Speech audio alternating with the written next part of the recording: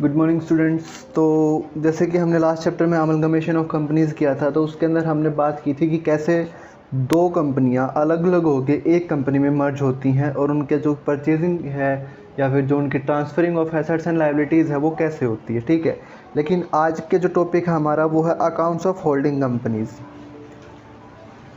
Accounts of holding companies, इसके अंदर क्या होता है कि हमारी एक कंपनी जो कि होती है हमारी होल्डिंग कंपनी, वो दूसरी कंपनी के शेयर्स यानी कि ओनरशिप परचेज़ कर लेती है, जो होती है सब्सिडरी कंपनी। यानी जिसके शेयर्स परचेज्ड हैं वो है सब्सिडरी कंपनी, जिसने परचेज़ किए हैं वह है होल्डिंग कंपनी। अब ऐसा होता है कि कई बार हर कंपनी के आपस में होते रहते हैं। अगर मैं लेटेस्ट की बात करूं तो जैसे कि आप लोगों ने देखा होगा, अगर नहीं देखा हो तो मैं बता देता हूं कि हमारी जो फेसबुक है नहीं, जिसके सीईओ मार्क ज़करबर्ग हैं, उन्होंने 10% शेयर परचेज़ किए हैं हमारे जियो के, जिसके सीईओ कौन है, मुकेश अंबानी। ठीक है, तो उन्होंने फेसबुक के 10% शेयर्स, फेसबुक ने 10% शेयर्स यानी जियो के परचेज़ कर लिए हैं।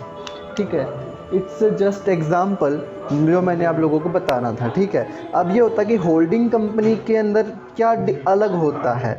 तो जैसे कि हम बात करें कि जब हमारा फाइनेंशियल ईयर एंड होगा, यानी कि जब हम फाइनल अकाउंट्स बनाएंगे, हमारे फाइनल अकाउंट्स कौन कौन से होते हैं, हम बनाते हैं अपना ट्रेडिंग, प्रॉफिट एंड लॉस और बैलेंस शीट। ठीक है, तो ये जब अकाउंट्स बनाएंगे तो उस टाइम पे हमें जो हमारी सब्सिडरी कंपनी होगी, सब्सिडरी कंपनी के जो बैलेंस शीट होगी यानी जो उसके जो फाइनल अकाउंट्स होंगे वो भी इसके अंदर दिखाने होंगे। ठीक है, और वो उसका नाम होता है कंसोलिडेशन ऑफ फाइनल अकाउंट्स। ठीक है, तो ये नाम ऐसा है कि अगर आपको अकाउंट्स ऑफ होल्डिंग कंपनीज की बजाय अगर ये दिया जाए, आपके क्वेश्चंस के अंदर यही पूछा जाएगा कि draw a consolidate financial accounts या फाइनल अकाउंट्स आप बोल सकते हैं। ठीक है, तो कंसोलिडेटेड फाइनल अकाउंट्स बनाने के लिए हमें क्या करना होगा कि हमारी जो होल्डिंग कंपनी है उसके फाइनल अकाउंट्स प्लस जो हमारी सब्सिडरी कंपनी है उसके फाइनल अकाउंट्स। अब जब हम दोनों को मिक्स कर देंगे यानी दोनों को ऐड कर देंगे तो उस टाइम पे जो हमारे फाइनल अकाउंट्स रेडी होंगे वो हमारे होंगे कंसोलिडेशन ऑफ फाइनल अकाउंट्स। अब क्वेश्चन यहाँ पे ये होता है कि हर कंपनी आपस में परचेज करती रहती है, यानी कि हर एक कंपनी का 2-4% दूसरी कंपनी में as a investment, as a share पड़ा रहता है। ठीक है, अब ज़रूरी थोड़ी है कि मान लो कि कोई बड़ी कंपनी जैसे फेसबुक है, उसने ज़रूरी तो नहीं है कि सिर्फ जियो के अंदर ही इन्वेस्ट किया होगा, या फिर जो हमारी अलीबाबा है, माइक्रोसॉफ्ट है, ये सारी जो कंपनीज़ हैं ये वर्ल्ड फेमस कंपनीज़ हैं, यानी कि बहुत ही मिलियन बिलियंस के अंदर इनकी शेयर कैपिटल है। तो ज़रूरी तो नहीं कि ये सिर्फ एक ही या दो ही कंपनीज़ में होंगी, 2-4% पता नहीं इन्होंने कितनी कंपनीज़ के शेयर परचेज़ कर रखे होंगे। ठीक है, तो अब इनके लिए इतना पॉसिबल थोड़ी कि हर कंपनी कर लेंगे ये। ठीक है, अब होता है कि किस किस कंपनी का हमें ऐड करना होगा हमारी फाइनल अकाउंट्स के अंदर। तो उसके लिए भी उन्होंने क्राइटेरिया दिया है कि जब आप मोर देन 50% ओनरशिप परचेज कर लेते हैं किसी भी कंपनी की, यानी कि मान लो कि ये कंपनी के अंदर 50,000 शेयर हैं। ठीक है, आपने उसके 26,000 शेयर परचेज कर लिए या फिर आपने 30,000 शेयर परचेज कर लिए उसके, तो यानी कि ये उसका 60% हो गया, यानी कि मोर देन 50%, यानी कि उस कंपनी के जो ओनर्स हैं उनको सबको मिला के आप उनसे ज़्यादा हो, यानी कि आपकी जो शेयर कैपिटल है उसमें अंदर इन्वेस्टेड वो उन सबसे ज़्यादा होगी, तो उस टाइम पे आपकी कंपनी जो है वो होल्डिंग कंपनी बनेगी। ठीक है, तो यानी कि मोर देन 50% जब भी होगा उस टाइम पे हमें अपनी सब्सिडरी कंपनी बनाएंगे उसको, और उस कंपनी को हम अपनी फाइनल अकाउंट्स के अंदर ऐड करेंगे। अब फाइनल अकाउंट्स के अंदर क्या है कि एक बार तो हम अपनी जो होल्डिंग कंपनी है उसका अकेले का अकाउंट बनाएंगे, फाइनल अकाउंट, यानी कि trading profit and loss and balance sheet, ठीक है, इसका अलग से बनेगा। उसके बाद जब हम बनाएंगे तो दोनों का कंसोलिडेटेड बनेगा, यानी कि एस लिमिटेड और एच लिमिटेड। एच लिमिटेड का मतलब है होल्डिंग कंपनी, एस लिमिटेड का मतलब है सब्सिडरी कंपनी, ठीक है। इन दोनों के जब फाइनल अकाउंट्स को मिला के बनाएंगे वो बनेगा कंसोलिडेटेड फाइनल अकाउंट्स, ठीक है। आई होप समझ में आ गया होगा। तो ये तो था कुछ बेसिक इंट्रोडक्शन चैप्टर का। अब मैं बात कर देता हूँ एक छोटे से एग्जांपल के साथ। आप लोगों को अगर याद हो, जब हम यहाँ पे पार्टनरशिप और सोल प्रोप्राइटरशिप की बात करते थे तो उस टाइम पे हमारी जो बैलेंस शीट होती थी, जो हमारी बैलेंस शीट थी वो हम वर्टिकल की बजाय हॉरिजॉन्टल फॉर्मेट में करते थे। अब तो हम क्या करते हैं कि पहले लायबिलिटीज़ आएंगे, उसके बाद एसेट्स आएंगे, दोनों का बैलेंस यहाँ पे आ जाएगा और ये हमारा बैलेंस शीट का फॉर्मेट होगा कॉर्पोरेट अकाउंटिंग के अंदर, ठीक है। लेकिन जब बात पार्टनरशिप की करें तो वहाँ पे लायबिलिटीज़ इस साइड होती थी, यहाँ पे अमाउंट होती थी, यहाँ पे एसेट्स होते थे और यहाँ पे अमाउंट होती थी, ठीक है। तो ये हॉरिजॉन्टल फॉर्मेट था, ये वर्टिकल था, ये वर्टिकल था और ये हॉरिजॉन्टल था। अब ये हॉरिजॉन्टल था यानी कि यहाँ पे अमाउंट होगी, यहाँ पे एसेट्स होंगे। तो मैं एक बार इस फॉर्मेट को लेके बताता हूँ क्योंकि इसके अंदर आप लोगों को थोड़ी थ्योरी ज़्यादा पढ़नी पड़ेगी। एक बार आप लोगों को समझाने के लिए मैं अपने हॉरिजॉन्टल फॉर्मेट पे वापस आता हूँ। थोड़े पीछे टाइम में चलते हैं जब अकाउंट्स इतनी डिफ़िकल्ट नहीं हुआ करती थी, ठीक है। तो मैं उस टाइम की आप लोगों को एक छोटा सा एग्जांपल देता हूँ कि आप लोगों को कैसे क्या करना है, ठीक है। इस एक एग्जांपल को देने के बाद आप लोगों के इलस्ट्रेशन नंबर 1 to 5 कंप्लीट हो जाएंगे, ठीक है, एपीसी की बुक के अंदर। तो अब मैं एग्जांपल देता हूँ आप लोगों को कि दो कंपनियां हैं, एच लिमिटेड और एस लिमिटेड।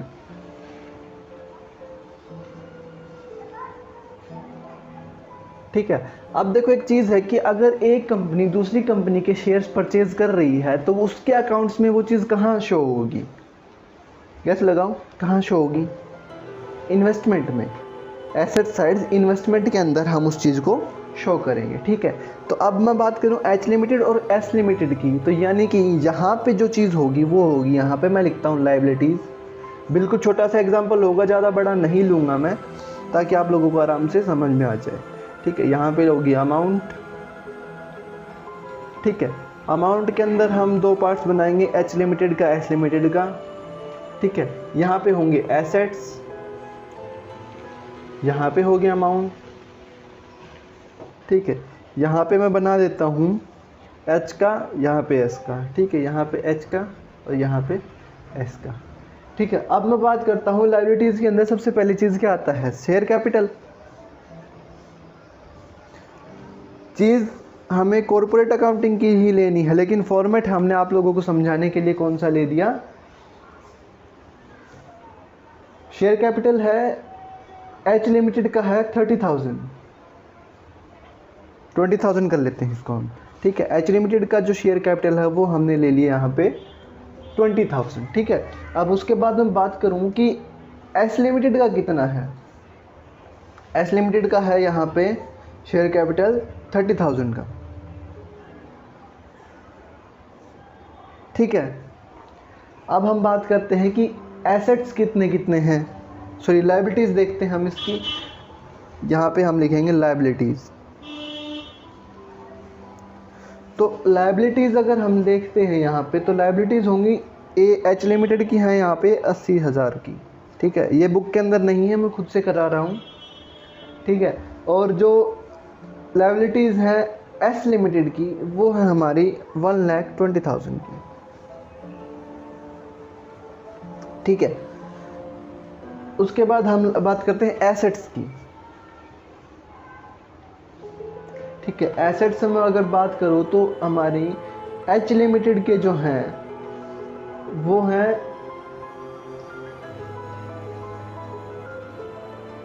1 लाख के, ठीक है। और अगर मैं बात करूँ एस लिमिटेड की हमारी, तो वो है 1,30,000 30,000 के।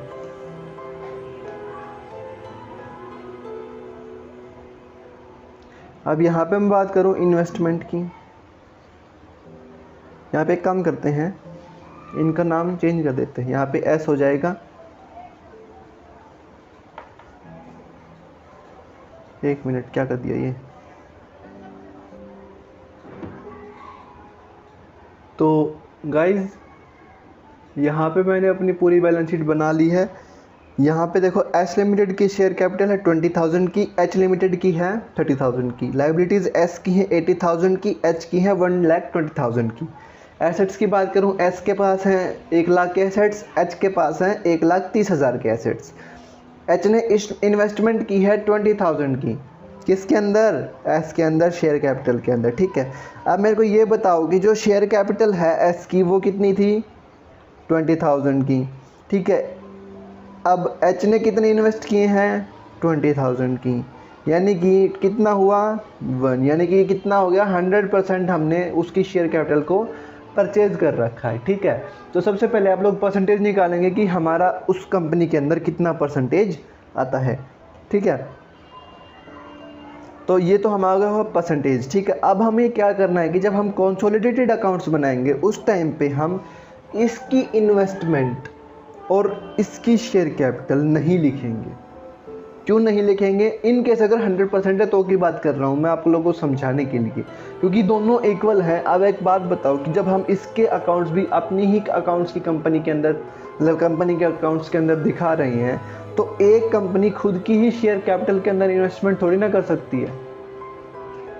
हमने फाइनल अकाउंट्स बनाए एक, जिसके अंदर हमारी होल्डिंग और सब्सिडरी कंपनी है, मान ली मैंने बात, लेकिन फाइनल अकाउंट्स कितने हैं, एक, तो उसके अंदर हम अलग अलग थोड़ी दिखाएंगे कि एच लिमिटेड का इतना, एस लिमिटेड का इतना। वहाँ पे तो शेयर कैपिटल होगा, इन्वेस्टमेंट होगी, एसेट्स होंगे, लायबिलिटीज़ होंगी। ठीक है, तो उस टाइम पे जब हम एक अकाउंट्स बना रहे हैं तो उस टाइम पे एक कंपनी अपने ही अंदर इन्वेस्टमेंट नहीं रख सकती। आई होप समझ में आ रहा होगा मैं क्या बोल रहा हूँ आप लोगों को। तो हम क्या करेंगे कि इस इन्वेस्टमेंट से इस शेयर कैपिटल को कैंसिल कर देंगे। ठीक है, अब इसको कैंसिल करने से क्या होगा कि दोनों साइड का जो बैलेंस है वो 20,000 कम हो जाएगा। अब मैं आप लोगों को फाइनल अकाउंट्स बना के दिखा देता हूँ, इसका स्क्रीनशॉट ले लेना आप क्वेश्चन का पीछे जाके थोड़ा सा। ठीक है, तो अब मैं बात करता हूँ कंसोलिडेटेड अकाउंट्स की। ठीक है, तो कंसोलिडेटेड अगर अकाउंट्स दिखाने हैं आप लोगों को तो आपको क्या करना पड़ेगा, देखो कि हम कंसोलिडेटेड बना रहे हैं सबसे पहले लायबिलिटीज़ का। ठीक है, लायबिलिटीज़ जो हमारी, देखो मैं क्या बोल रहा था कि हमारी जो एच लिमिटेड है उसके अंदर है 1,20,000 की, और जो हमारी दूसरी है उसके अंदर है 80,000 की, यानी कि एच प्लस एच लिमिटेड की हमारे पास 1,20,000 की लायबिलिटीज़ और एस लिमिटेड के पास है हमारी 80,000 की लायबिलिटीज़। ठीक है, तो अब हमें कंसोलिडेटेड बैलेंस शीट बनानी है इनकी। बिल्कुल इजी चैप्टर है, कोई डिफ़िकल्ट नहीं है बिल्कुल भी। ठीक है, तो हमने ये कर लिया, दोनों का ऐड कर देंगे, यहाँ पे हमारी 2 लाख की लायबिलिटी हो जाएगी। ठीक है, उसके बाद मैं बात करता हूँ शेयर कैपिटल की। शेयर कैपिटल कितना होगा, एच लिमिटेड का कितना था 30,000। ठीक है, एच लिमिटेड का था 30,000, तो हम 30,000 एज इट इज़ लिख देंगे क्योंकि हमें एस लिमिटेड का ऐड नहीं करना है इसके अंदर। ठीक है, अब हम बात करते हैं एसेट साइड आ जाते हैं। तो एसेट्स जो थे दोनों कंपनीज़ के आएंगे, अगर 100% ओनरशिप है तो हमारी ही तो कंपनी होगी वो। ठीक है, तो एसेट्स की मैं बात करूँ तो एच के पास एसेट्स कितने थे, 1,20,000 के, 30,000 के एसेट्स थे, 1,30,000 के हमारे पास एच के पास एसेट्स थे। और अगर मैं बात करूं एस के पास, तो एस के पास हमारे एसेट्स थे 1 लाख रुपए के। ठीक है, अब दोनों को ऐड करें तो हमारे यहाँ पे होगा 2,30,000। इन्वेस्टमेंट आएगी, लिखूँ यहाँ पे कितनी लिखूँ, 0। क्यों, क्योंकि हमने इसके अंदर शेयर कैपिटल नहीं लिया, क्योंकि हमने इन्वेस्टमेंट की थी वो इसी के शेयर कैपिटल के अंदर की थी। ठीक है, तो हम यहाँ पे इन्वेस्टमेंट नहीं लेंगे यहाँ पे। ठीक है, तो अब हम इसका टोटल करते हैं 2,30,000। तो ये हमारी कंसोलिडेटेड बैलेंस शीट आ जाएगी, जो कि आप लोगों से क्वेश्चन के अंदर पूछी जाएगी। ठीक है, तो आपको हॉरिजॉन्टल फॉर्मेट में नहीं बनाना है, वर्टिकल में बनाना है। वर्टिकल आप लोग कर सकते हो, तो इलस्ट्रेशन नंबर 1 to 4 आप लोग ट्राई करना। ये चैप्टर का इंट्रोडक्शन था। चैप्टर अभी स्टार्ट होगा नेक्स्ट वीडियो से। आई होप आप लोगों को कितना समझ में आ गया होगा। चैप्टर बिल्कुल ईजी है, आप लोग प्रैक्टिस कर लेना। कोई डाउट आता है तो आप लोग टेलीग्राम पे चैनल को फॉलो कर सकते हैं। बीकॉम क्लासेज नीचे लिंक दिया हुआ है डिस्क्रिप्शन में, ठीक है। आप लोग वहाँ पे जाके चैट ग्रुप के अंदर पूछ सकते हैं, मैं वहाँ पे आप लोगों का रिप्लाई कर दूँगा। Thanks for the video, see you, bye bye, take care. मैं मिलता हूँ आपसे नेक्स्ट वीडियो में।